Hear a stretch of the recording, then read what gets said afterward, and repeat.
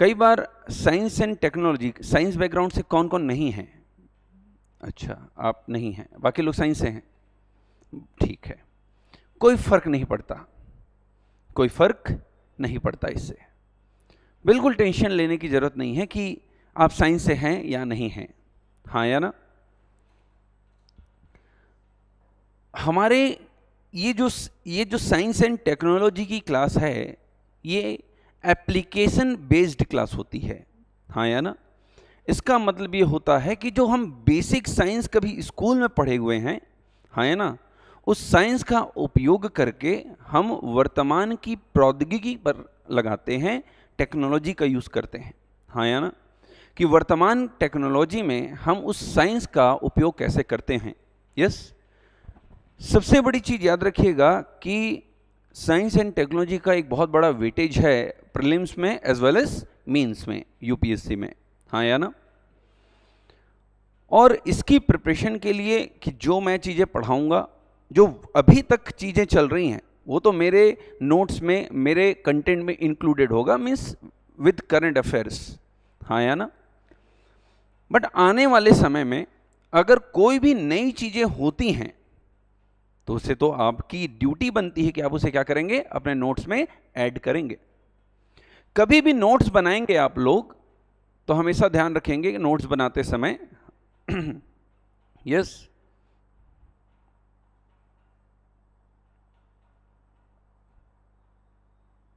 Pen,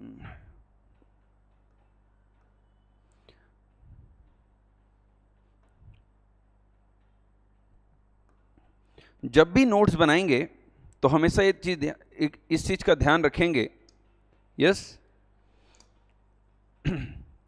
कि notes बनाने के साथ साथ हमेशा कम से कम एक पेज छोड़ेंगे। जैसे मान लीजिए आपने नोट्स बनाया, वो टॉपिक कंप्लीट हुआ, तो टॉपिक कंप्लीट होने के बाद फिर एक पेज कम से कम छोड़ दीजिए, ताकि जब भी आप उससे रिलेटेड करंट अफेयर के चीजें पाइए तो वहां पर ऐड कर दीजिए।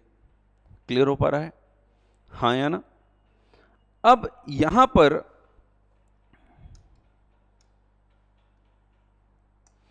पर जब हम चीजों को देखेंगे तो पूरी चीजें आपको करंट अफेयर से लिंक करती हुई दिखाई देंगी। किससे लिंक करती हुई दिखाई देंगी? करंट अफेयर से।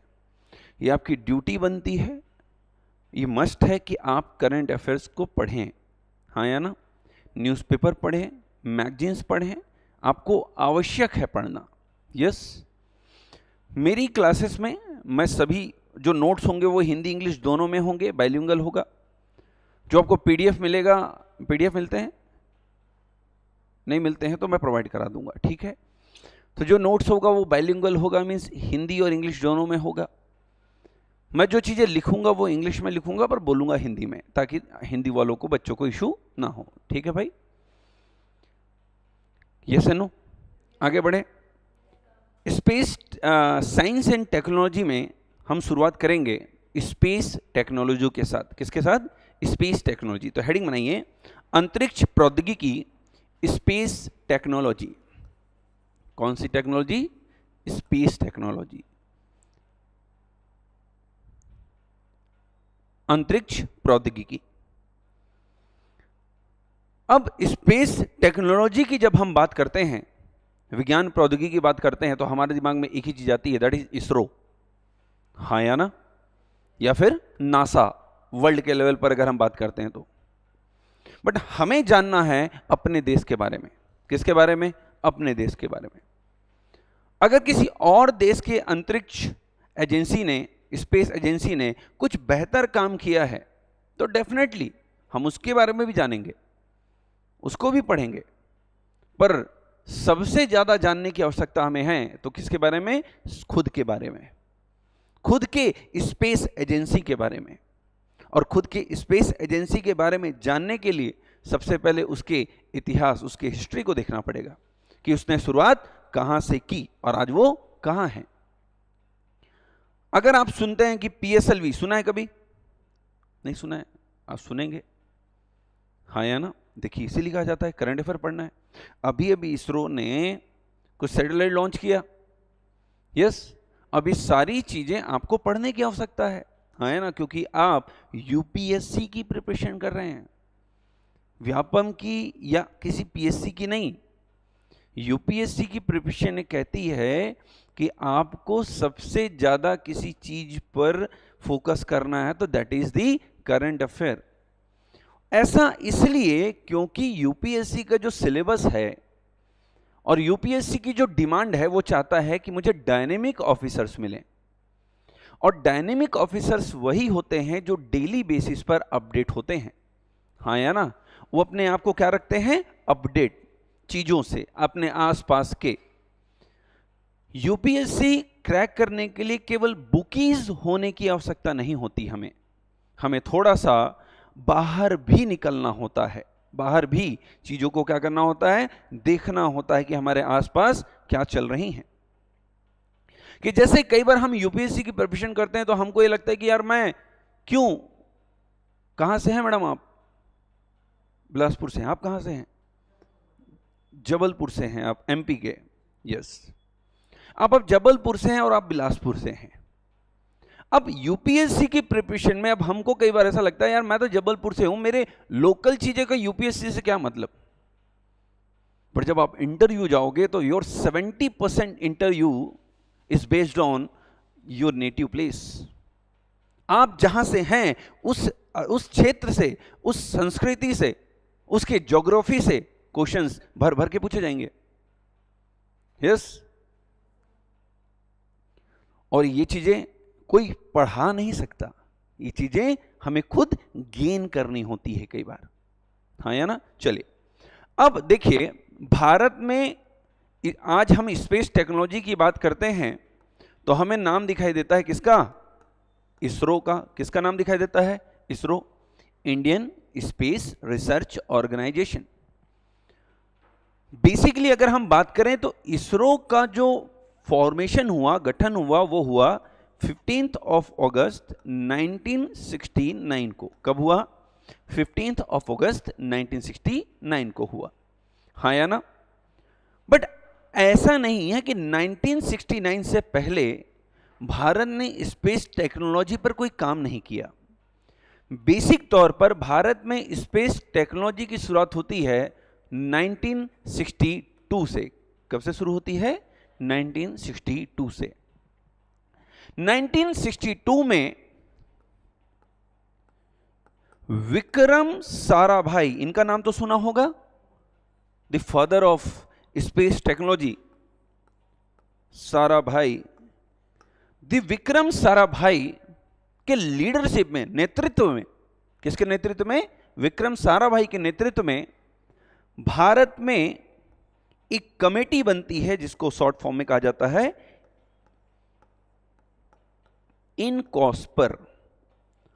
क्या है? इनकॉस्पर। इसका फुल फॉर्म है, यस, इंडियन, फिर क्या है? एन, तो क्या होगा? National committee for space research. क्या होगा? Space research. Indian national committee for space research नामक एक कमेटी बनती है 1962 में, जो भारत की विज्ञान प्रौद्योगिकी को, भारत को आगे बढ़ाने के लिए, भारत के अंतरिक्ष प्रौद्योगिकी को आगे बढ़ाने के लिए विक्रम साराभाई के नेतृत्व में शुरू की जाती है। कब? 1962 में। बाद में इसी कमेटी की सिफारिश पर, क्योंकि अब एक समिति थी, ये सिफारिशें दे सकती थी, ज्यादा से ज्यादा राय दे सकती थी किसी चीज को लेकर, हाँ या ना? पर किसी भी चीज को बेहतर तरीके से अगर हमें आगे बढ़ाना है तो हमें चाहिए होगा क्या? उसके लिए एक प्रॉपर ऑर्गेनाइजेशन, संगठन। क्या चाहिए होगा? प्रॉपर मैनर में एक संगठन, एक ऑर्गेनाइजेशन चाहिए होगा।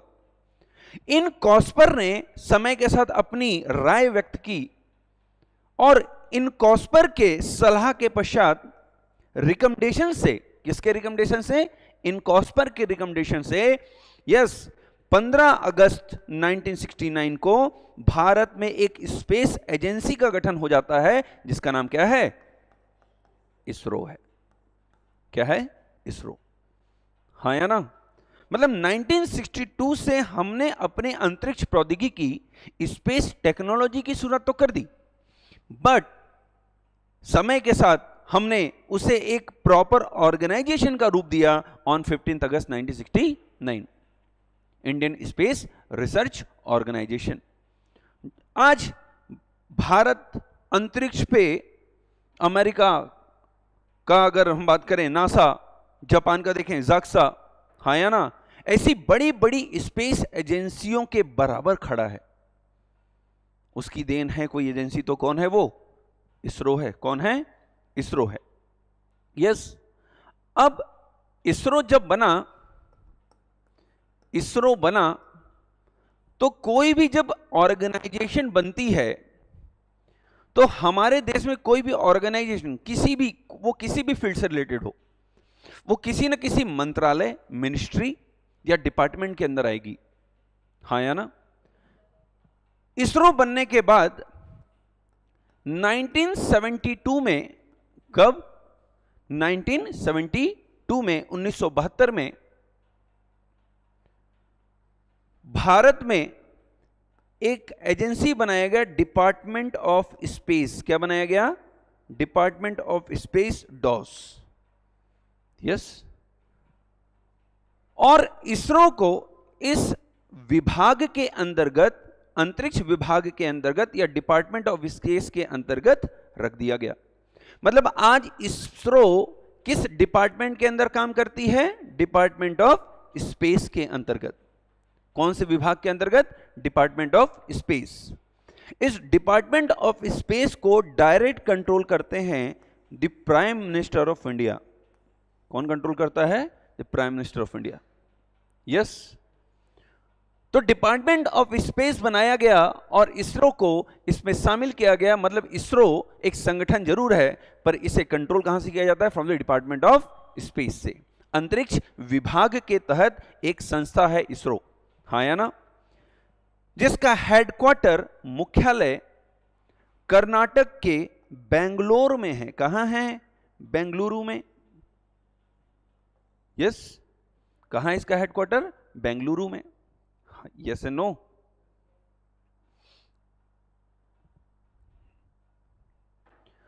अब मतलब डिपार्टमेंट ऑफ स्पेस बनाया गया, हाँ या ना, और इसरो को डिपार्टमेंट ऑफ स्पेस के अंतर्गत एक एजेंसी बना दी गई, उसके अंदर रख दी गई कि भैया प्रधानमंत्री के नियंत्रण में डिपार्टमेंट ऑफ स्पेस के तहत भारत में एक एजेंसी काम करेगी। कौन सी? ISRO, Indian space research organisation, हाँ या ना। आज इसरो जो भी कार्य करता है, हाँ या ना, उसका जो निर्णय होता है वो कहां से होता है? डिपार्टमेंट ऑफ स्पेस से होता है, अंतरिक्ष विभाग से होता है, हाँ या ना। अंतरिक्ष विभाग से डिसीजन होने के बाद ही इसरो कोई कार्य करता है। क्लियर हो पा रहा है, हाँ या ना? अब इसरो बनाने का विजन क्या था? लिखिएगा एक लाइन, पहले हिंदी में बोल रहा हूं फिर इंग्लिश में बोलूंगा। इसका लक्ष्य अंतरिक्ष विज्ञान अनुसंधान, अंतरिक्ष विज्ञान अनुसंधान और ग्रहों की खोज को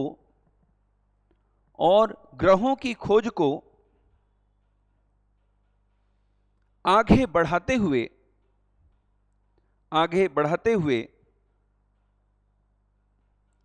राष्ट्रीय विकास के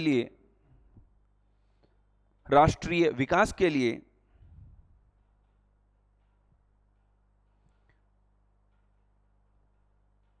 अंतरिक्ष प्रौद्योगिकी को बढ़ावा देना है। Its vision is to harness space technology for national development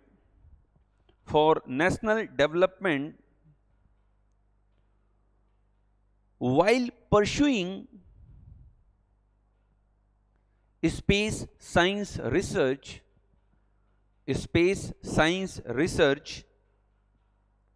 and planetary exploration. Yes, एक चीज और याद रखना है, जितने भी हिंदी मीडियम के बच्चे हैं, आपको अंग्रेज नहीं बनना, बट बेसिक इंग्लिश के चीजें आनी चाहिए। यस, ये यूपीएससी की डिमांड है, हाँ या ना। और यूपीएससी मेरे अकॉर्डिंग या आपके अकॉर्डिंग कभी चेंज नहीं होगा। वी हैव टू, हमें उसके अनुसार चलना होगा, हाँ या ना। हमें उसके सिलेबस, उसके पैटर्न, एग्जाम के पैटर्न के अकॉर्डिंग हमको खुद को ढालना होगा, तब जाकर हम उस लायक बनेंगे कि हम उस एग्जाम को क्या कर पाएं, क्रैक कर पाएं। यस, चलिए आगे बढ़ें, हाँ या ना। चलिए अभी देखिए, ये एटमॉस्फेरिक लेयर्स हैं। क्या हैं? Atmospheric layers. ज्योग्राफी में पढ़ा होगा कभी, फिर या फिर आने वाले में समय में पढ़ेंगे। ज्योग्राफी में पढ़ा होगा या फिर पढ़ेंगे, हाँ या ना। ज्योग्राफी में नहीं तो इन्वायरमेंट में जरूर पढ़ लेंगे, पर पढ़ेंगे जरूर, क्योंकि ये हमारा एटमॉस्फेरिक लेयर्स हैं। जैसे जैसे आप एटमॉस्फेयर में ऊपर की ओर जाते जाते हैं, आपको दूसरा लेयर मिलता हुआ चला जाता है, हाँ या ना। अगर इन लेयर की बात करें तो सबसे नीचे का जो लेयर, ये देखिए, इन लेयर्स को पढ़ाने का काम मेरा नहीं है, क्योंकि ये आप ज्योग्राफी में पढ़ेंगे, हाँ या ना। बट यस, मैं इनके बारे में बेसिक चीजें तो बताऊंगा। अर्थ के जो सबसे, देखिए ये कोई लेयर ऐसा नहीं है कि कोई लाइन खींची हुई है, हाँ या ना। ये हमने अपने समझ के लिए प्रॉपर मैनर में चीजों को क्या किया है, डिवाइड कर लिया है, और कुछ नहीं। हमारे अर्थ के जो सबसे नियरेस्ट, सबसे नजदीकी लेयर दिखाई देती है, वो दिखाई देती है ट्रोपोस्फियर, जिसको हिंदी में कहते हैं क्षोभ मंडल। कौन सा मंडल? क्षोभ मंडल, हाँ या ना। उसके बाद आपको दूसरा लेयर दिखाई देती है, कौन सा मंडल? समताप मंडल। जैसे ट्रोपोस्फियर, देखिए जितने भी एटमॉस्फेरिक फेनोमेना होते हैं, बादल का गरजना हो, बारिश होना हो, व्हाटएवर, ये सब होगी कहां? ट्रोपोस्फियर में। कहां होगी? ट्रोपोस्फियर में। पर आपने ओजोन लेयर सुना होगा, ओजोन लेयर तो सुना होगा ना, बचपन से पढ़ते आ रहे हैं। ओजोन डिप्लीशन, ओजोन का क्षरण, उसको लेकर के ऐसे भी लिखना पड़ता था स्कूल में, हाँ या ना। तो जो ओजोन लेयर हमें दिखाई देता है, वो दिखाई देता है कहां? स्ट्रेटोस्फियर में, मतलब कहां? समताप मंडल में दिखाई देता है। कहां दिखाई देता है? समताप मंडल में दिखाई देता है। फिर उसके ऊपर हमें दिखाई देता है मीजोस्फियर। क्या दिखाई देता है? मीजोस्फियर, जिसको हिंदी में मध्य मंडल कहते हैं। क्या कहते हैं? मध्य मंडल। हमारी पृथ्वी की तरफ जितनी भी मिट्योर्स आ रही होती हैं, उल्कापिंड आ रही होती हैं, वो इस पर्टिकुलर लेयर में आकर बनाउट हो जाती हैं, जलकर क्या हो जाती हैं? नष्ट हो जाती हैं। ट्रोपोस्फियर अपने वेदर फेनोमेना के लिए, मौसमी घटनाओं के लिए जानी जाती है।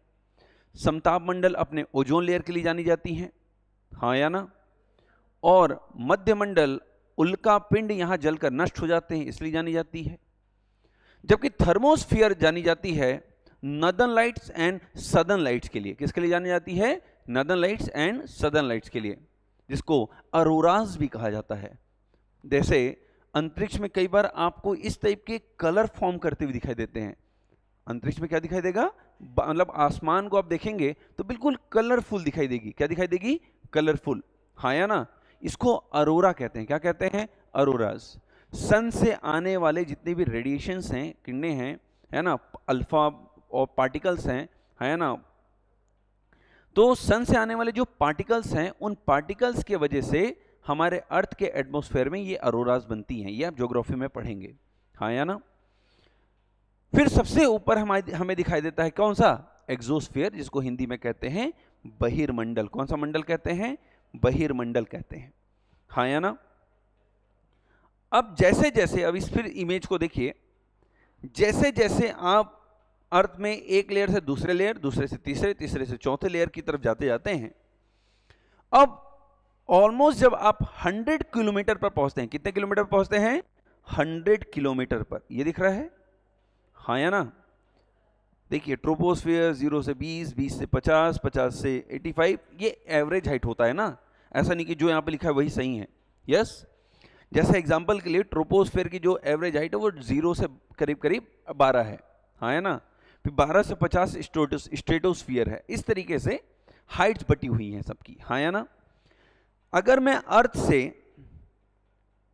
100 किलोमीटर ऊपर जाता हूं, कितने किलोमीटर ऊपर जाता हूं, 100 किलोमीटर ऊपर जाता हूं, तो यहां पर मैं एक इमेजिनरी लाइन खींचता हूं। कौन सी लाइन खींचता हूं, इमेजिनरी लाइन, हाँ या ना।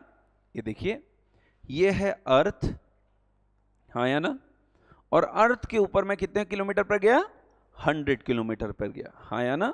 100 किलोमीटर पर गया और मैंने एक लाइन खींची, एक इमेजिनरी लाइन, हमें दिख नहीं रही है, इस लाइन को हमने अपने सुविधा के लिए बनाया है।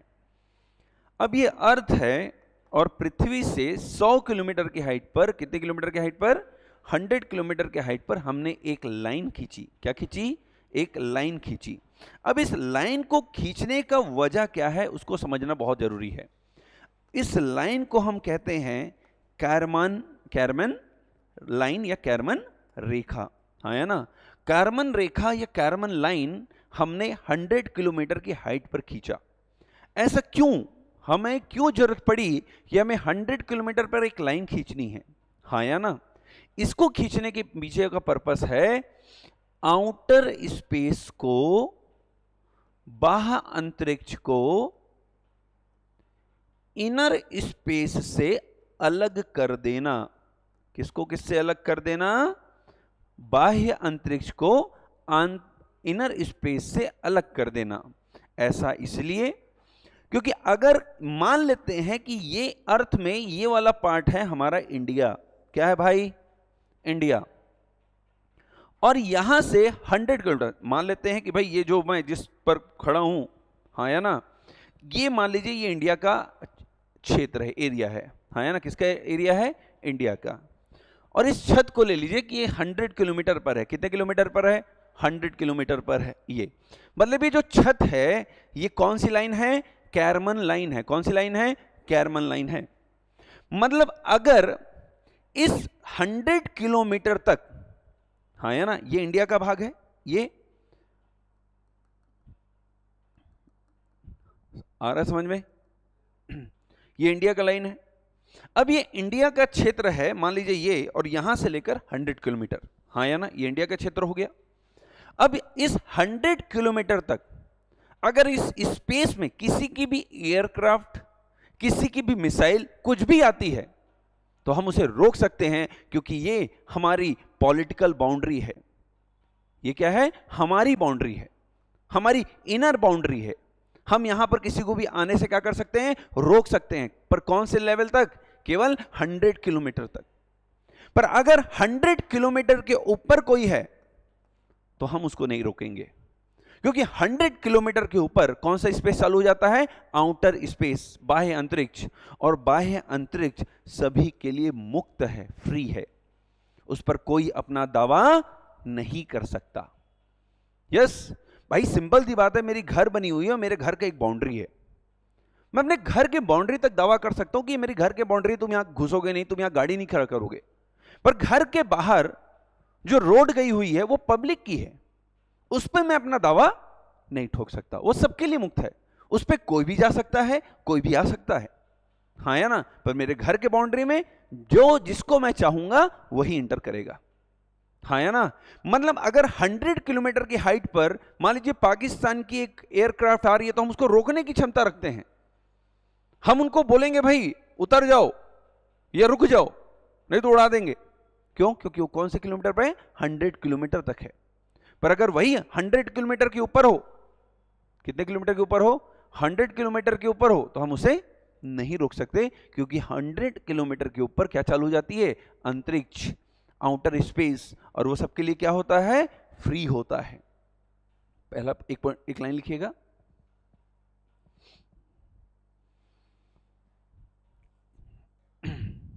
यह रेखा आमतौर पर, यह रेखा आमतौर पर पृथ्वी के वायुमंडल को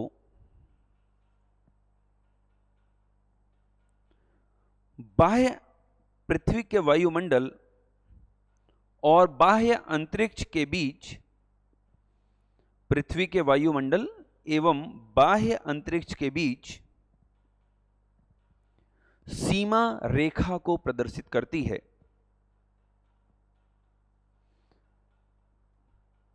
दिस लाइन यूजुअली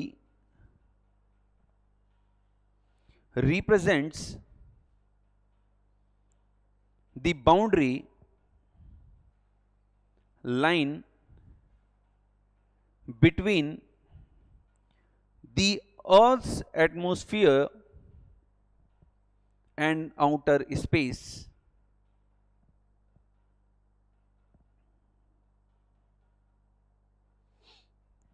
आगे लिखिएगा हिंदी में ही। नेक्स्ट पॉइंट, कारमन रेखा का महत्व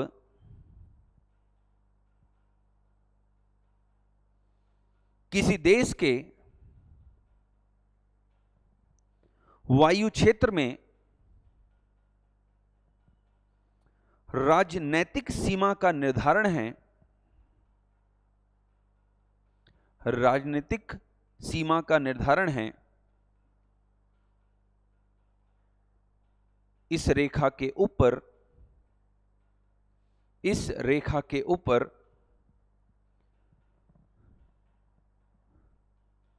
अंतरिक्ष में किसी राष्ट्र का अधिकार नहीं है।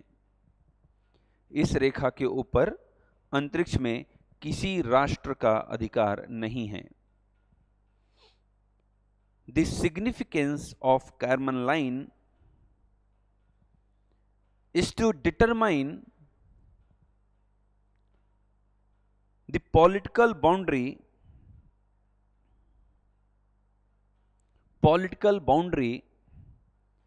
in the airspace of a country,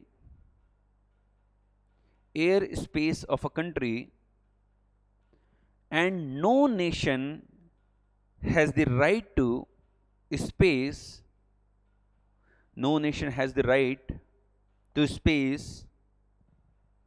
above this line.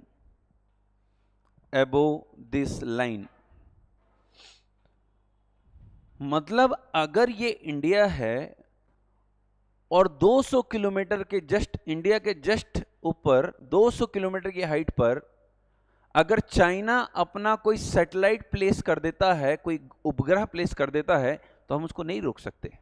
क्यों नहीं रोक सकते? क्योंकि अंतरिक्ष में कोई भी अपना अधिकार व्यक्त नहीं कर सकता, सबके लिए मुक्त है। वो जो चाहे जहां चाहे वैसा उसका क्या करे, यूज करे, हाँ या ना। बट अगर 100 किलोमीटर के नीचे तुम कुछ करने का प्रयास करोगे और अगर ये पर्टिकुलर इस एरिया में तुम हो, तो हम तुमको जरूर रोकेंगे, क्योंकि ये हमारी कौन सी बाउंड्री है? राजनीतिक सीमा है, पॉलिटिकल बाउंड्री है। कौन सी बाउंड्री है? पॉलिटिकल बाउंड्री है। आ रहा है समझ में, हाँ या ना। तो कारमन लाइन जो है वो बाह्य अंतरिक्ष को आंतरिक इनर स्पेस से क्या कर देती है? अलग कर देती है। और देखिए, जब बाह्य अंतरिक्ष को अलग किया गया इनर स्पेस से, तो इसको लेकर के विश्व भर में बाह्य अंतरिक्ष संधि भी हुई, आउटर स्पेस ट्रीटी। इसको लेकर बात की गई कि ठीक है भाई, आउटर स्पेस सबके लिए फ्री है, बट इट डजंट मीन, इसका मतलब ये नहीं है कि तुम वहां का उपयोग भाई हथियार रखने के लिए करो। जैसे आपने मूवी देखा होगा आयरन मैन। आयरन मैन में आपने देखा होगा कि वो कहां हथियार रखता है? सैटेलाइट्स में, अंतरिक्ष में। और किसी को मार रहा होता तो सीधे सैटेलाइट अंतरिक्ष से लॉन्च करता था किसी को मारने के लिए। मूवी देखा है आयरन मैन? कभी नहीं देखा है? देखा होगा। नहीं देखा है तो ठीक है, कोई बात नहीं, समझिए। मैं आपको इसीलिए क्योंकि मैं जानता हूं जो टॉपिक या जो सब्जेक्ट मैं पढ़ा रहा हूं, 99.99% बच्चे कभी पढ़े नहीं हैं या कभी इसके बारे में बेसिक जानकारियां भी नहीं है उनको। इसीलिए जब मैं इस सब्जेक्ट को पढ़ाता हूं तो अभी आप देखेंगे मैं अलग अलग वीडियोस दिखाता हूं बच्चों को। क्या दिखाता हूं? वीडियोस, हाँ या ना, ताकि आप रियल लाइफ की चीजों को देखकर उन चीजों को क्या कर सकें? समझ सकें, हाँ या ना। यस, चलिए नेक्स्ट हेडिंग बनाइए, ऑर्बिट्स, कक्षा। क्या हेडिंग बनाएंगे? ऑर्बिट्स, कक्षा, ऑर्बिट या कक्षा। चाबी दीजिएगा मुझे कोई गाड़ी की, जिससे मैं घुमा पाऊं थोड़ा ठीक से। दीजिए, गाड़ी में नहीं आते हैं आप लोग? हाँ बढ़िया है, दीजिए। ठीक, ये है मेरी उंगली जो है, ये है अर्थ। क्या है? अर्थ। या फिर इसे मून ले लो, कुछ भी मान लो, कोई भी सेलेशियल बॉडी मान लो, कोई भी खगोलीय पिंड मान लो, कोई भी, पृथ्वी मान लो, मंगल मान लो, चंद्रमा मान लो, जो तुमको मानना है। कि तुमने अगर किसी से वादा कर रखा मैं तुझे चांद और तारे तोड़ कर दे दूंगा, तो तुम चांद भी मांग सकते हो, मान सकते हो उसको। अब तुम्हारे ऊपर है, हाँ या ना? यस। हाँ, एक मेरी क्लास में और एक रूल है, हाँ या ना? डरना मना है, चिल करके बैठेंगे बिल्कुल, तभी चीजें समझेंगे। दूसरी चीज, कभी भी क्वेश्चन पूछने से पहले डरना नहीं है, हाँ या ना? और चीजें जब हम पढ़ेंगे तो डिस्कस भी करेंगे, तो द कम्युनिकेशन टू वे होना चाहिए, वन वे नहीं कि मैं बोलता जा रहा हूं तुम सुन रहे हो बस, ऐसा नहीं होना चाहिए, आपकी तरफ से भी आवाज आनी चाहिए। यस। इसके पीछे की वजह ऐसी है कि जैसे मान लीजिए मैं किसी को व्हाट्सएप मैसेज कर रहा हूं, वो बार बार ओके ओके लिख रहा है, तो फिर उसको मैसेज नहीं कर पाऊंगा ज्यादा टाइम। मैं किसी से कॉल में बात करूं, वो हम कर रहा है, तो मैं उससे बात नहीं कर पाऊंगा ज्यादा देर तक। पर सामने अलवर है, खाना खाए कि नहीं, क्या खाए, कितना खाए, तो फिर तो रात भर बात चलेगी, फिर तो बात खत्म ही नहीं होगी। तो कम्युनिकेशन हमेशा दो तरफ से होनी चाहिए, वो किसी भी पॉइंट पर हो, हाँ या ना? अब ये मेरी जो उंगली है, ये है अर्थ, पृथ्वी, और ये है एक सैटेलाइट। मान लेते हैं कि ये एक सैटेलाइट है। क्या है? सैटेलाइट, हाँ या ना? और ये क्या है? पृथ्वी। अब देखिए, ये अभी ये सैटेलाइट मेरे उंगली पे मैंने जैसे ही इसे किया, अभी ये घूम नहीं रहा है, पर अभी देखिए मैं इसे घुमाऊंगा, देखिए घूम रहा है। और घूम रहा है तो पृथ्वी का जब एक चक्कर लगा रहा है, मेरी उंगली पृथ्वी है, और जब ये पृथ्वी का चक्कर लगा रहा है गोल गोल, तो एक सर्कल फॉर्म कर रहा है। अरे हाँ या ना? ये ऐसे घूम के सर्कल फॉर्म कर रहा है ना? यस। तो एक सर्कल फॉर्म कर रहा है कि नहीं कर रहा है? हाँ या ना? तो अब ये पृथ्वी है, और ये जो सैटेलाइट है, ये जो उपग्रह है, ये मेरे पृथ्वी का क्या लगा रहा है? चक्कर लगा रहा है। अब ये चक्कर जब लगा रहा है, तो ये जो सर्कुलर पाथ बन रही है, क्या बन रही है? सर्कुलर पाथ बन रही है। ये वृत्ताकार जो रास्ता बन रहा है, एक रास्ता बन रहा है, इसी को कहते हैं ऑर्बिट या कक्षा। क्या कहते हैं? ऑर्बिट या कक्षा। अगर ये अर्थ है, हाँ या ना? और अगर मैं इसका चक्कर लगा रहा हूं, तो ये जो चक्कर लगा रहा हूं, इसको मैं क्या कहूंगा? ऑर्बिट। क्या कहूंगा? ऑर्बिट। क्या कहूंगा? कक्षा। क्या कहूंगा? कक्षा। यस एंड नो, हाँ या ना? अब यहां पर अगर आप ऑर्बिट को आप देखेंगे, तो देखिए ये अर्थ है, और अर्थ का कौन चक्कर लगा रहा है? मून चक्कर लगा रहा है, हाँ या ना? और एक देखिए, एक सर्कुलर पाथ बनती हुई दिखाई दे रही है।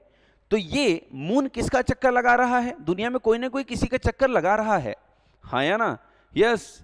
कोई पैसे का, तो किसी व्यक्ति का, तो कोई पढ़ाई का, सब किसी न किसी का। मून किसका चक्कर लगा रहा है? अर्थ का। और जिस पाथ में चक्कर लगा रहा है, इसको हम क्या कहेंगे? ऑर्बिट कहेंगे। क्या कहेंगे? ऑर्बिट, या फिर क्या कहेंगे? कक्षा, हाँ या ना?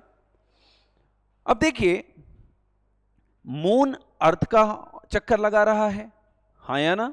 मून किसका चक्कर लगा रहा है? अर्थ का। अर्थ किसका चक्कर लगा रहा है? सन का। सन किसका चक्कर लगा रहा है? यस। और कुछ? अरे आकाशगंगा सुना है ना? मिल्की वे। यस। किसका चक्कर लगा रहा है? मिल्की वे का। तो इस तरीके से, मतलब कोई भी सेलेस्टियल बॉडी किसी न किसी का क्या लगा रही है? चक्कर जरूर लगा रही है। सर चक्कर लगाने की आवश्यकता क्यों पड़ी? ये मैं नहीं पूछ रहा हूं, ये यूपीएससी पूछ रहा है, 2018 यूपीएससी प्रीलिम्स, कि भाई अगर ये मून है और ये पृथ्वी है, तो मून क्यों पृथ्वी में आकर नहीं गिर जा रही है? मून पृथ्वी की अपनी ग्रेविटी है, और अच्छी खासी ग्रेविटी है। अगर तुम अंतरिक्ष से पृथ्वी की तरफ कूदोगे, तो पृथ्वी बड़ी तेजी से खींचेगी तुमको अंदर, हाँ या ना? तो क्यों मून को क्यों नहीं खींच रही भाई? मून क्यों नहीं आकर अर्थ में समा जा रहा है? Why not? ऐसा क्या कारण है कि अगर कोई भी सेलेस्टियल बॉडी, अगर मान लीजिए ये एक बॉडी है और इसका कोई भी ग्रह या कोई भी उपग्रह इसका अगर चक्कर लगा रहा है, अगर मैं इसे सन मान लूं और इसे मैं अर्थ मान लूं, तो क्यों सन की ग्रेविटी अर्थ से लाखों गुना ज्यादा है? हाँ या ना? तो क्यों भाई अर्थ सन में जाकर क्यों नहीं समा जा रही है? इसके पीछे की वजह है फिजिक्स। क्या है? फिजिक्स के दो नियम हैं। एक है सेंट्रीफ्यूगल फोर्स और दूसरा है सेंट्रीपिटल फोर्स। हिंदी में कहा जाता है अभिकेंद्रीय बल और अपकेंद्रीय बल। कौन सा केंद्रीय बल? अभिकेंद्रीय बल और अपकेंद्रीय बल। हाँ या ना? बिलासपुर में अभी मेला लगा हुआ है झूले वाला, गए हैं? अच्छा, वहां पर एक झूला है, वो पहले नीचे रहता है पर जब वो ऊपर उठता है तो फैल जाता है ऐसा। ये देखिए, ये चाबी है, अभी मेरे उंगली को टच कर रहा है, पर जैसे मैं इसको घुमाना चालू करता हूं तो ये बाहर की तरफ जाने का प्रयास कर रहा है। कहां जाने का प्रयास कर रहा है? बाहर की तरफ। ये बाहर की तरफ मुड़ रहा है ना, बाहर की तरफ घूम रहा है। हाँ या ना? ये कहां जाने का प्रयास कर रहा है? बाहर की तरफ जाने का प्रयास कर रहा है। दिख रहा है? बाहर की तरफ। ये देखिए, पर ये बाहर इसलिए नहीं जा पा रहा क्योंकि मेरी उंगली ने इसे पकड़ कर रखा है। किसने पकड़ कर रखा है? उंगली ने। मैडम, दाल तो मथी होंगी ना कभी, तो दाल को जब मथते हैं तो दाल किधर जाता है? बीच में कि कुकर के दीवार में टकराता है? कुकर के दीवार में बाहर जाता है। दही मथते हैं तो कहां जाता है? बाहर। तो मतलब जब पर्टिकुलर फोर्स बाहर की तरफ लग रहा हो, बल कहां की तरफ लग रहा हो? बाहर की तरफ। हाँ या ना? तो उसको हम कहते हैं सेंट्रीफ्यूगल फोर्स। कौन सा फोर्स कहते हैं? Centrifugal force. देखिए, ये एक मान लीजिए रोड है, मैं जा रहा था, तो मेरा फोर्स, मैं जब भी जा रहा हूं तो मैं बाहर की तरफ फोर्स लगा रहा हूं। किसकी तरफ फोर्स लगा रहा हूं? बाहर की तरफ। ये देखिए, हाँ या ना? कहां की तरफ? बाहर की तरफ। अगर पर्टिकुलर मैं अपने आप को सेंटर से बांध कर ना रखूं, किससे बांध कर ना रखूं? सेंटर से, तो मैं इस तरफ चला जाऊंगा। जैसे एग्जांपल के लिए कि मान लीजिए आप बाइक चलाते हुए जा रहे हैं, बड़ी तेजी से आप गाड़ी चला रहे हैं और अचानक एक मोड़ आ गई। क्या आ गई? एक मोड़ आ गई। राइट मोड़ना था आपको, हाँ या ना? पर आप अपनी गाड़ी की स्पीड को कम नहीं कर पाए और अपनी गाड़ी का झुकाव नहीं बना पाए, तो तुम सीधे निकल लिए खेत में। हाँ या ना? ऐसा क्यों हुआ? क्योंकि जब तुम सीधी रेखा में गाड़ी चला रहे थे तो तुम्हारा जो फोर्स था वो कहां लग रहा था? बाहर की तरफ। कहां लग रहा था? बाहर की तरफ। हाँ या ना? और एग्जांपल ले लेते हैं कि जब मैंने इस चाबी को घुमाया, हाँ या ना? क्या घुमाया? इस की को घुमाया, इस की रिंग को घुमाया, तो देखिए फोर्स किस तरफ लग रहा है? बाहर की तरफ। हाँ या ना? कहां लग रहा है? बाहर की तरफ। अगर मैं इस पर्टिकुलर उंगली से इसे ना रोकूं तो ये बाहर चला जाएगा। हाँ या ना? ये बाहर जाने वाला जो फोर्स है, ये कौन सा फोर्स है? सेंट्रीफ्यूगल फोर्स है। कौन सा फोर्स है? सेंट्रीफ्यूगल। समझ में आ रहा है? पर अर्थ की अपनी ग्रेविटी है। हाँ या ना? इस चाबी को बाहर जाने से कौन रोक रहा है मैडम? मेरी उंगली, क्योंकि मेरा उंगली है अर्थ। अर्थ की अपनी क्या है? एक ग्रेविटी, और इसे ये बाहर जाने से क्या कर रहा है? रोक रहा है। हाँ या ना? अब ये बाहर तो जाना चाह रहा है, देखिए, पर अर्थ इसको बाहर जाने से क्या कर रहा है? रोक रहा है। ऐसा इसलिए, क्यों? समझिएगा। आओ भाई, ऊपर आओ। हाँ, ऊपर आओ, यहां आओ, इधर आओ, पकड़िए हाथ मेरा, धीरे धीरे खींचेगा, जाते नहीं तो ताकत नहीं है मेरे पास। ठीक है, खींचे हल्का सा। आप देखिए, ये सेंट्रीफ्यूगल फोर्स। कौन सा फोर्स? बाहर की तरफ लगने वाला बल। कहां की तरफ लगने वाला बल? जब कोई भी चीज मोशन में होगी, किसमें होगी? तो एक बाहर की तरफ क्या लगेगा, बल लगेगा, बाहर की तरफ फोर्स लगेगा। किस तरफ लगेगा, बाहर की तरफ। अब देखिए बाहर की तरफ फोर्स लग रहा है। अब अगर इनका फोर्स ज्यादा हो जाए तो मैं उस तरफ चला जाऊंगा, हाँ या ना। पर मैं हूं अर्थ, और अर्थ की भी अपनी एक ग्रेविटी है, नहीं है, है। तो लगा ही लगे, खींचे। तो अब ये मुझे खींच रहे हैं, ये बाहर की तरफ बल लग रहा है, और अर्थ, अब ग्रेविटी, अर्थ की जो अपनी गुरुत्वाकर्षण बल है, ग्रेविटी है, वो भी इसको खींच रही है। तो ये जितना ये मुझे बाहर की तरफ खींच रहा है, उतना ही मैं क्या खींच रहा हूं इसको, अंदर की तरफ। तो यहां पर फोर्स क्या हो गया, जीरो। आ रहा है समझ में, हाँ या ना। यहां पर फोर्स क्या हो गया, जीरो, शून्य, हाँ या ना। बैठिए बैठिए, यहां पर फोर्स क्या हो गया, जीरो, शून्य। मतलब ना वो उधर जाएंगे और ना मैं इधर, क्योंकि हम एक जगह पर फिक्स हो गए, हाँ या ना। मतलब जब मैं इसे घुमा रहा हूं तो इस पर बाहर तो बल लग रहा है, उतना बल कहां लग रहा है, अंदर की तरफ भी लग रहा है। और इसीलिए ये एक ही सर्कल में क्या कर रहा है, घूम रहा है, ना बाहर जा रहा है ना अंदर आ रहा है, है ना। क्योंकि ये बाहर लगाने के लिए घूम रहा है। अगर ये घूमना छोड़ दे, अगर पृथ्वी आज सन का चक्कर लगाना बंद कर दे, देखिए, है ना, आज अगर पृथ्वी सन का चक्कर लगाना बंद कर दे तो जाकर सन में समा जाएगी। तो अगर पृथ्वी को जिंदा रहना है तो उसको किसका चक्कर लगाते रहना पड़ेगा, सूर्य का। सूर्य तो उसे अपनी तरफ खींच रही है कि भाई तुझे जाने तो नहीं दूंगा मैं अपने पास से। और अर्थ क्या कर रहा है, उसका चक्कर लगा रहा है बड़ी तेजी से, ताकि उससे दूर रहे। मतलब कहां की तरफ बल लगा रहा है, बाहर की तरफ। और सन उसे क्या कर रहा है, अंदर की ओर खींच रहा है। और ये अंदर की ओर खींच रहा है और ये बाहर जाना चाह रहा है, तो दोनों बीच में क्या हो गया, यहां पर फोर्स जीरो हो गया। और इसीलिए पृथ्वी एक ही सर्कल में किसका चक्कर लगा रहा है, सन का। आ रहा है समझ में। 2018 यूपीएससी प्रीलिम्स क्वेश्चन था कि भाई कोई भी और किसी भी ऑर्बिट में चक्कर लगाने वाला कोई उपग्रह, कोई सैटेलाइट पृथ्वी में आकर क्यों नहीं गिर जाता। तो इसका आंसर है सेंट्रीफ्यूगल फोर्स और सेंट्रीपिटल फोर्स क्या हो जाते हैं, बैलेंस हो जाते हैं। लिख लीजिएगा आंसर, हाँ या ना। क्या हो जाते हैं, बैलेंस। अभिकेंद्री बल और अपकेंद्री बल संतुलित हो जाते हैं, यस, बैलेंस हो जाते हैं। और इसीलिए पर्टिकुलर कोई भी सैटेलाइट पृथ्वी की तरफ नहीं गिरती है। आ रहा है समझ में।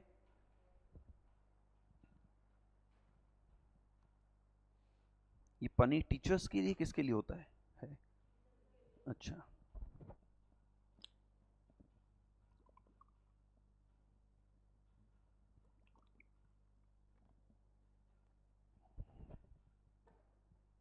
आ रहा है समझ में, हाँ या ना। तो कोई भी सैटेलाइट, हाँ या ना, अगर पृथ्वी का चक्कर लगा रहा है, किसका चक्कर लगा रहा है, पृथ्वी का, अर्थ का चक्कर लगा रहा है, यस, तो अब उसके पीछे की वजह है, हाँ या ना।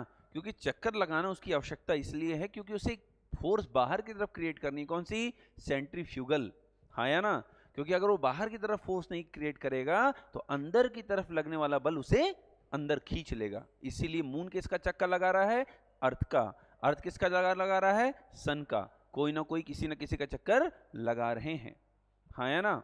सिंपल सी बात है, जो जितनी दूर होगा किसी से, हाँ या ना, उतनी कम स्पीड में चक्कर लगाएगा, और जितना पास होगा उतनी ही तेजी से चक्कर लगाना पड़ेगा, क्योंकि सेंट्रीफ्यूगल फोर्स ज्यादा चाहिए होगा। क्योंकि नजदीक आओगे तो क्या हो जाएगा, ग्रेविटी बढ़ गई, तो बाहर की तरफ भी फोर्स बढ़ाना पड़ेगा। आ रहा है समझ में, नहीं आ रहा है समझ में। भाई मैं अगर सन के करीब जाऊंगा तो ग्रेविटी बढ़ेगी कि नहीं बढ़ेगी, गुरुत्वाकर्षण बढ़ गया, तो गुरुत्वाकर्षण बढ़ा तो बाहर की तरफ भी तो बल बढ़ाना पड़ेगा। और बाहर की तरफ बल कब बढ़ेगा, फोर्स कब बढ़ेगा, जब मैं बहुत तेजी से घूमूंगा। ये देखिए बाहर की तरफ लग रहा है ना बल, तो बड़ी तेजी से घूमना पड़ेगा, हाँ या ना। वॉशिंग मशीन तो देखा है, वॉशिंग मशीन में कपड़ा धुलते दिखा है। वॉशिंग मशीन भी कौन सा फोर्स लग रहा है, सेंट्रीफ्यूगल। कौन सा फोर्स लग रहा है, सेंट्रीफ्यूगल फोर्स, बाहर की तरफ लगने वाला बल। कपड़ा जाकर दीवार में टकराता है उसके, यस।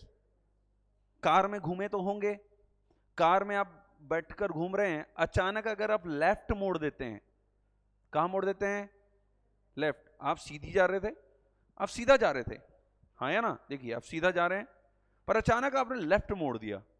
अचानक आपको पता है कि आप लेफ्ट मोड़ रहे हो, पर आपके डैशबोर्ड में रखे हुए सामान को यह फील हो रहा है कि अभी बाहर सीधा फोर्स लग रहा है, इस तरफ फोर्स लग रहा है, बाहर की तरफ। आपने तो अंदर मोड़ लिया, पर डैशबोर्ड में रखा हुआ सामान इधर नहीं, बाहर की तरफ चला गया, क्योंकि उस पर अभी भी कौन सा फोर्स लग रहा था? सेंट्रीफ्यूगल, हाँ या ना?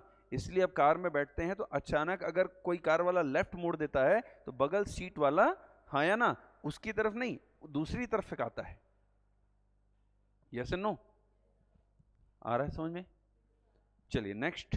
अब ये जो कक्षा हमने बात किया, ऑर्बिट की बात जो हमने की, है ना, किसकी बात की? ऑर्बिट की हमने बात की। अब इस ऑर्बिट को देखिए, कक्षा क्या है? दी कक्षा पृथ्वी या किसी खगोलीय पिंड के चारों ओर वह वृत्तीय पथ जिसमें उपग्रह क्या करते हैं? परिक्रमा करते हैं। The circular path around the earth or any celestial body in which the satellites revolve is called what? Orbit. Artificial satellites are placed in certain orbits. कृत्रिम उपग्रहों को कुछ निश्चित कक्षाओं में क्या किया जाता है? स्थापित किया जाता है। भाई हम अलग अलग तरह के सैटेलाइट्स बनाते हैं, उपग्रह बनाते हैं, हाँ या ना?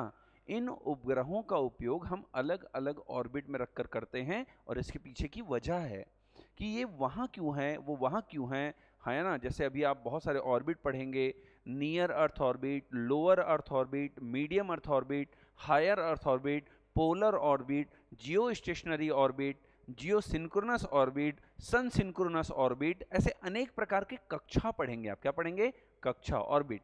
अभी सुनकर लग रहा होगा बड़ा टफ चीज है, बट बड़ा आसान लगने लगेगा एक दो दिन में चीजें, हाँ या ना? देखिएगा, क्योंकि इसको जब हम पढ़ेंगे तो बड़ी आसान भाषा में, बहुत सिंपल वे में पढ़ेंगे। क्लियर हो पा रहा है, हाँ या ना? चलिए आगे बढ़े, यस नो? चलिए नेक्स्ट। अब हम कक्षाओं को बांटेंगे। ये क्या हुआ?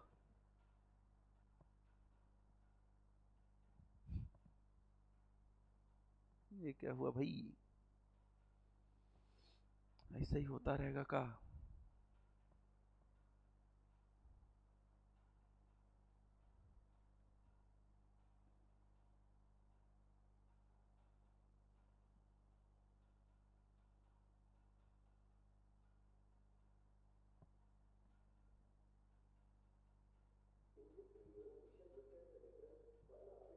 अब देखिए, अब यहां पर अगर आप देखेंगे, अगर आप यहां पर देखेंगे तो देखिए ये सैटेलाइट्स हैं, किसका चक्कर लगा रही हैं? पृथ्वी का। ये अलग अलग ऑर्बिट हैं। क्या है? अलग अलग ऑर्बिट्स। एक, दो, तीन, आपको अलग अलग ऑर्बिट दिखाई दे रही है ना, है ना? कुछ ऑर्बिट्स ऐसी होंगी, कुछ ऑर्बिट्स आपको, कुछ ऑर्बिट्स आपको इस तरह भी दिखाई देंगी। ये देखिए, ये सबका अपना अपना नाम है, सबका अपना अपना काम है। क्यों है? आगे समझेंगे, हाँ या ना? चलिए आगे बढ़ें। देखिए अब इतना क्लियर है। चलिए अब कक्षाओं के प्रकार, टाइप्स ऑफ ऑर्बिट्स। ऑर्बिट को सबसे पहले हम बांटेंगे खगोलीय पिंडों के आधार पर, on the basis of celestial body. किसके बेसिस पर? सेलेस्टियल बॉडी के बेसिस पर अब हम खगोलीय पर्टिकुलर ऑर्बिट्स को बांटेंगे।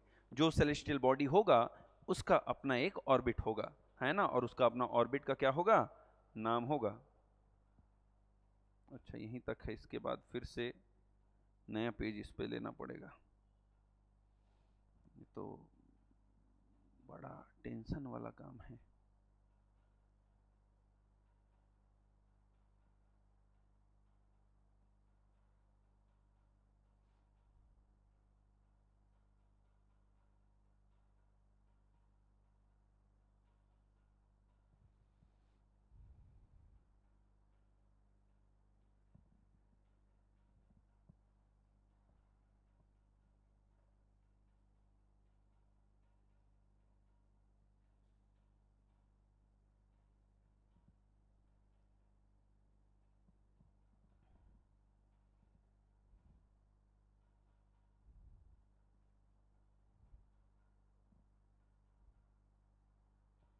ठीक, तो सबसे पहले हम बात करते हैं जियोसेंट्रिक ऑर्बिट की। किसकी बात करते हैं?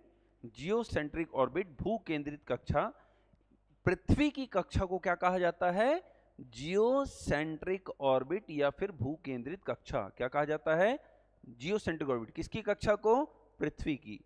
मतलब मून किस ऑर्बिट में चक्कर लगा रहा है? जियोसेंट्रिक ऑर्बिट में। किस में चक्कर लगा रहा है? जियोसेंट्रिक। चंद्रमा पृथ्वी की कक्षा में चक्कर लगा रहा है ना? यस। और अगर आप चंद्रमा की चक्कर लगाएंगे तो आप लगाएंगे कौन से ऑर्बिट में? चंद्र की कक्षा में। या फिर कौन सी ऑर्बिट में? लूनर ऑर्बिट में। कौन सी ऑर्बिट में? लूनर। पृथ्वी किसका चक्कर लगा रहा है? सन का। मतलब पृथ्वी किस कक्षा में है? सूर्य केंद्रित कक्षा या फिर हेलियोसेंट्रिक ऑर्बिट में है। कौन से ऑर्बिट में है? Heliocentric orbit. हाँ या ना? अगर आप मंगल का चक्कर लगा रहे हैं तो कौन सा ऑर्बिट है? मार्शियन ऑर्बिट या फिर मार्स ऑर्बिट। क्लियर हो पा रहा है? हाँ या ना? पृथ्वी की कक्षा कौन सी हो गई? हा? क्या चीज? क्लास? नहीं, अभी नहीं। यस। तो पृथ्वी की कक्षा जियोसेंट्रिक ऑर्बिट, भू केंद्रित कक्षा, जिस पर कौन चक्कर लगा रहा है? चंद्रमा। चंद्रमा का अगर कोई चक्कर लगा रहा है तो उसको कौन से ऑर्बिट में लगा रहा होगा? लूनर ऑर्बिट में, चंद्र की कक्षा में। और अगर कोई सूर्य का चक्कर लगा रहा है तो किस कक्षा में? हेलियोसेंट्रिक ऑर्बिट में, सूर्य केंद्रित कक्षा। हाँ या ना? क्लियर हो पा रहा है? कौन सी कक्षा? सूर्य केंद्रित कक्षा। कितनी बजे तक रहती है आप लोगों की क्लास? 8:30 तक है ना? हाँ, क्योंकि मैंने वही टाइमिंग रखा है। यस। सूर्य केंद्रित कक्षा, हेलियोसेंट्रिक ऑर्बिट। और अगर मार्स का चक्कर लगा है तो मार्शियन ऑर्बिट या फिर मार्स ऑर्बिट। क्लियर हो पा रहा है? ये खगोलीय पिंड के आधार पर हमने क्या बांट दिया? ऑर्बिट्स बांट दिए। अलग अलग खगोलीय पिंड के अपने अलग अलग क्या हैं? कक्षाएं हैं। समझ में आ रहा है? यस। नेक्स्ट हम बांटेंगे किसके आधार पर? ऊंचाई के आधार पर, on the basis of altitude. है ना? ये बहुत इंपॉर्टेंट है, ध्यान से समझिएगा। ठीक है? On the basis of what? Altitude. ऊंचाई के आधार पर अब हम क्या बांटेंगे? कक्षा को बांटेंगे। यस। देखिए, ये है हमारा अर्थ। हाँ या ना? क्या है? अर्थ। कैरमन लाइन कौन से कितने किलोमीटर पे मैडम? 100 किलोमीटर पर। तो 100 किलोमीटर से ही हम कैलकुलेट करना चालू करेंगे। तो 100 किलोमीटर से लेकर 200 किलोमीटर तक, कितने किलोमीटर तक? 200 किलोमीटर तक, 100 से 200 किलोमीटर तक जिस और जो ऑर्बिट है, जो कक्षा है, उसको हम कहते हैं नियर अर्थ ऑर्बिट। कौन सा ऑर्बिट? नियर अर्थ। पृथ्वी के नजदीकी वाली कक्षा है ये। हाँ या ना? कौन सी ऑर्बिट? Near earth orbit. इसको आप शॉर्ट फॉर्म में भी याद रख लेंगे तो काफी है, नियो। क्योंकि एग्जाम में या कहीं भी पढ़ेंगे तो नियो, लियो, मियो, एचईओ ऐसा ही लिखाई दिखाई देगा। हाँ या ना? Near earth orbit. ये पृथ्वी के सबसे नजदीक है। मान लीजिए पृथ्वी है, ये अर्थ है, तो अर्थ के सबसे नजदीकी वाला कक्षा है ना? अर्थ का सबसे नजदीकी वाले कक्षा की जब हम बात करेंगे, अर्थ के सबसे नजदीकी वाले कक्षा की जब हम बात करेंगे तो हम उसको क्या कहते हैं? नियो कहते हैं। क्या कहते हैं? नियो। सामान्य तौर पर इस ऑर्बिट का कोई उपयोग नहीं होता। हाँ है ना? नियर अर्थ ऑर्बिट है तो, पर इस ऑर्बिट का सामान्य तौर पर कोई उपयोग नहीं होता। किसका उपयोग? नियो का। हाँ है ना? बस लिख लीजिएगा, नियर अर्थ ऑर्बिट का उपयोग इसरो स्पेस रिसर्च के लिए करती है। किसके लिए करती है? स्पेस रिसर्च के लिए।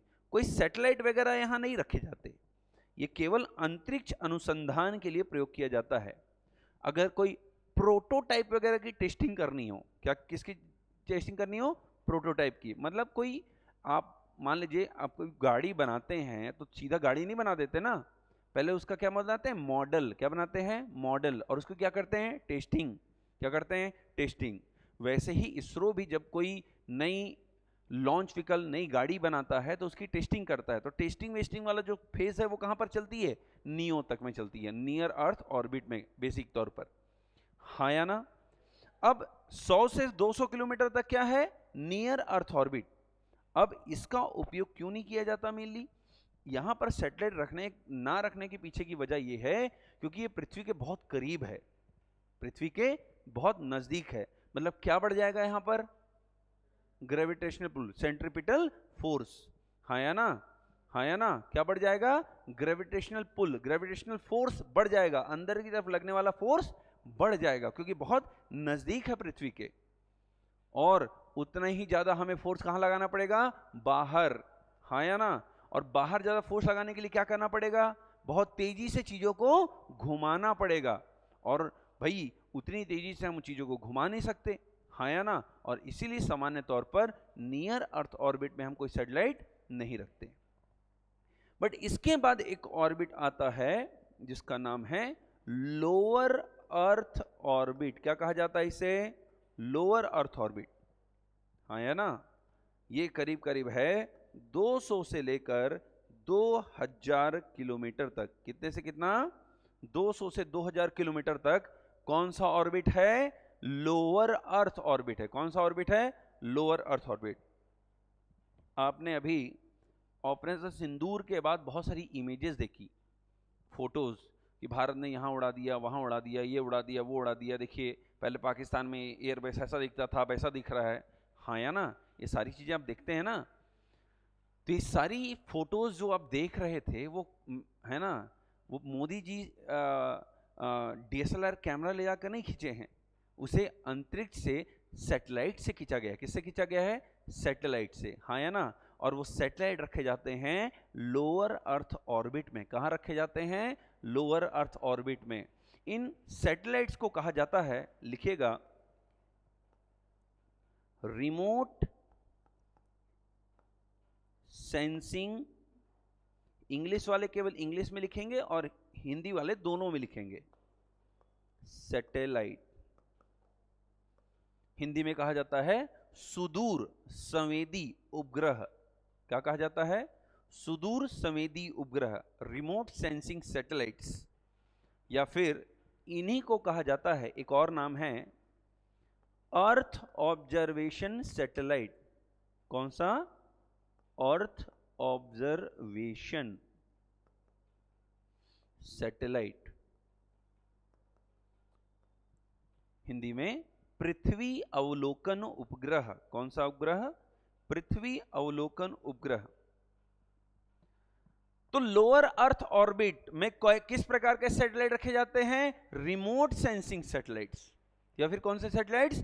अर्थ ऑब्जर्वेशन सैटेलाइट्स, जिसे पृथ्वी अवलोकन उपग्रह या फिर रिमोट सेंसिंग सैटेलाइट्स को क्या कहा जाता है? सुदूर संवेदी उपग्रह। Remote means what? Remote means what? दूर। रिमोट एरिया बोलते हैं ना कई बार हम। मतलब जब हम दूरी से, एक पर्टिकुलर दूरी से किसी की सेंसिंग करते हो, हाँ या ना, अवलोकन करते हो, हाँ या ना, जांच करते हो, तो उसी को कहा जाता है रिमोट सेंसिंग। क्या कहा जाता है? Remote sensing. हाँ या ना? यस।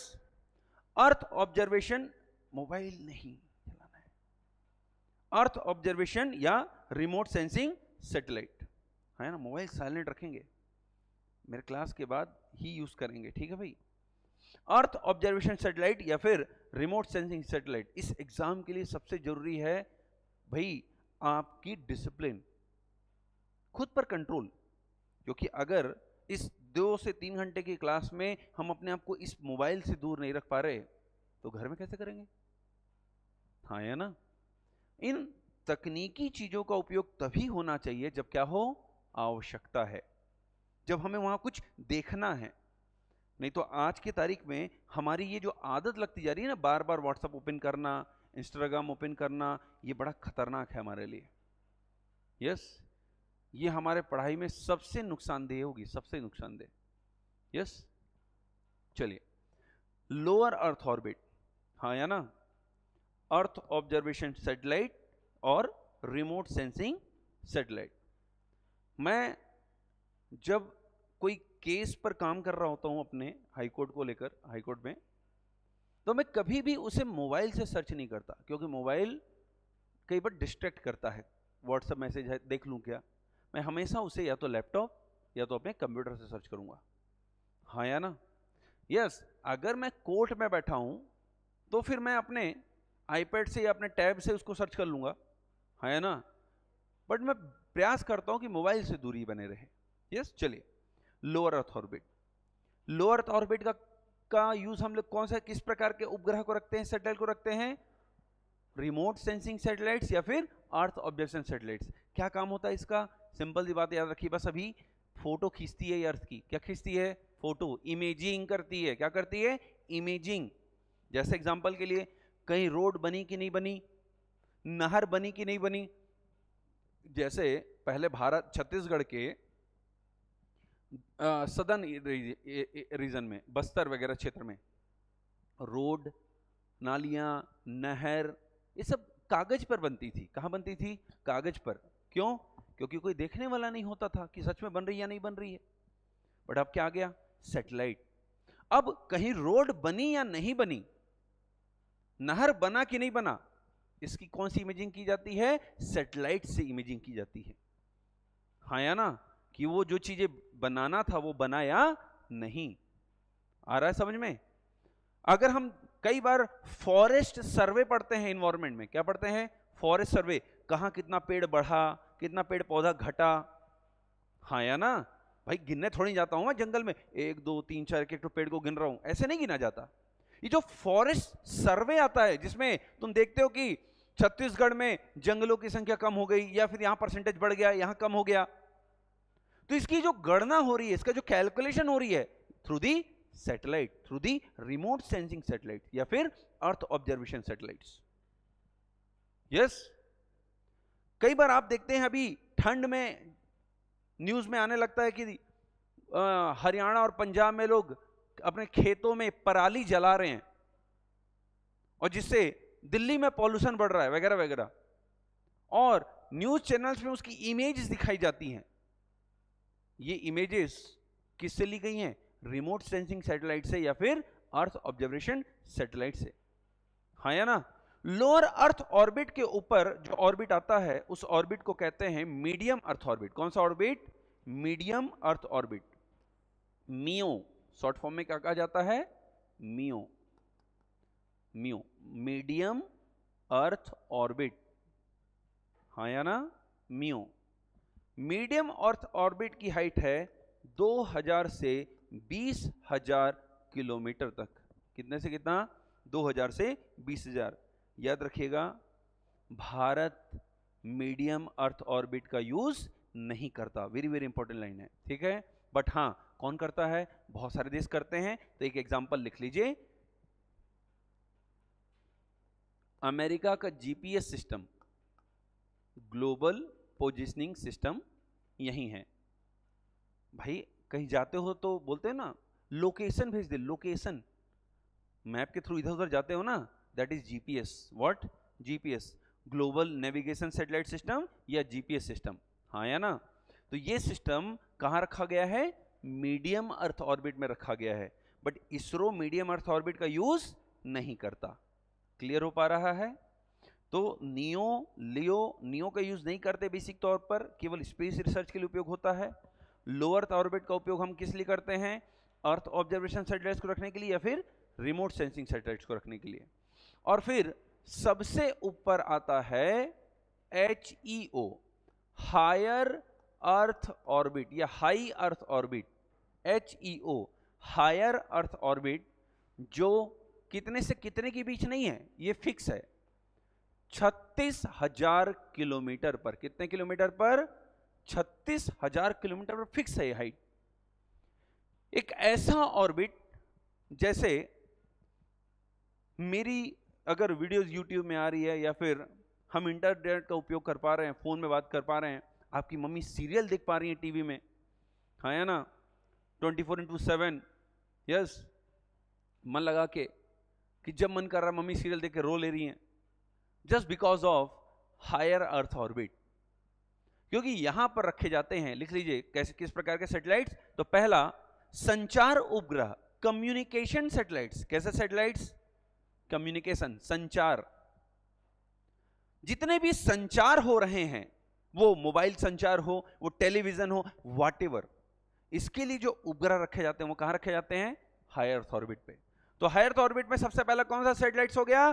कम्युनिकेशन सैटेलाइट, संचार उपग्रह। दूसरा मौसम उपग्रह, वेदर सैटेलाइट्स, है ना? कौन से सैटेलाइट्स? वेदर सैटेलाइट्स, मौसम उपग्रह। भाई मौसम की जानकारी चाहिए कि नहीं चाहिए? रियल टाइम, कि आज का मौसम कल जाने। भाई मौसम आज खराब हो रहा है तो आज जाने ना, कि आज का मौसम कल जान जाएंगे। क्या करेंगे जान के कल? या यस, हाँ या ना? कि भाई आज का मौसम कैसा था दिल्ली में, इसको कल जाने या आज ही जान जाएं? तुरंत जान जाएं। इसीलिए मौसम उपग्रह रखे जाते हैं कहां? हाई अर्थ ऑर्बिट पे, 36,000 किलोमीटर पर, हाँ या ना? अब जैसे आप और हम मोबाइल में मैप का यूज करते हैं इधर से उधर जाने के लिए, लोकेशन भेजने के लिए, हाँ या ना? ये अमेरिका ने बनाया है, हमने नहीं बनाया है जो हम यूज करते हैं, बट हम अपना भी बना चुके हैं। अभी हम उसका यूज नहीं कर रहे हैं, वो अभी पर्टिकुलर डेवलपमेंट फेज में है। कौन सा फेज में है? डेवलपमेंट फेज में है।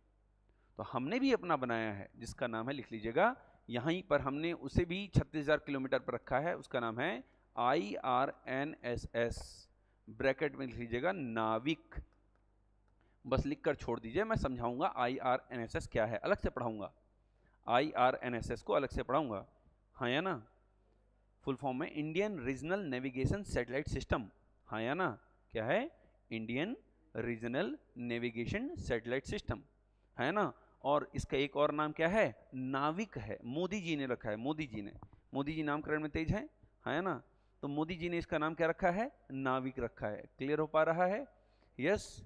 तो इस तरीके से अगर हम ऊंचाई के आधार पर जब सैटेलाइट्स को बांटते हैं, किसके आधार पर बांटते हैं? ऊंचाई के आधार पर। तो सबसे नीचे कौन सा ऑर्बिट दिखता है? नियो।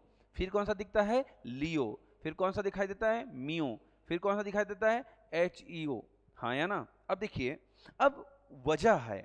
अब सर आपने ये तो बता दिया कौन सी ऑर्बिट कहां कौन सी चीजें कहां रखी जाती हैं। यूपीएससी ये नहीं पूछता है तो पढ़ाए क्यों? भाई ये तो जानना पड़ेगा ना कौन सी चीजें कहां है। पर हमें जानना ये है कि वहां पर वो रखा है, ठीक है, वो सैटेलाइट को हम वहां रख रहे हैं वो ठीक है, पर क्यों? जानना क्या है? क्यों रख रहे हैं, कारण क्या है, हाँ या ना? अब समझिए, एक एक करके समझते हैं। अब देखिए लोअर, अब अगर हम अर्थ की बात करते हैं, यह है हमारा अर्थ, हाँ या ना? और यह मान लेते हैं पर्टिकुलर ये है अर्थ और ये है लोअर अर्थ ऑर्बिट। कौन सा अर्थ orbit? Lower earth orbit. Lower earth orbit कितने से कितने किलोमीटर के बीच है? 200 से 2000 किलोमीटर। मतलब ये हमारे पृथ्वी के नजदीक है या नहीं है? भाई अरे हाई अर्थ ऑर्बिट के कंपैरिजन में तो नजदीक ही है ना? अब मैडम ने बोला कि है ना, मैडम कहीं घूमने गई और इन्होंने अपना मोबाइल किसी को दिया और कहा मेरा फोटो खींच दो। क्या कर दो? फोटो खींच दो।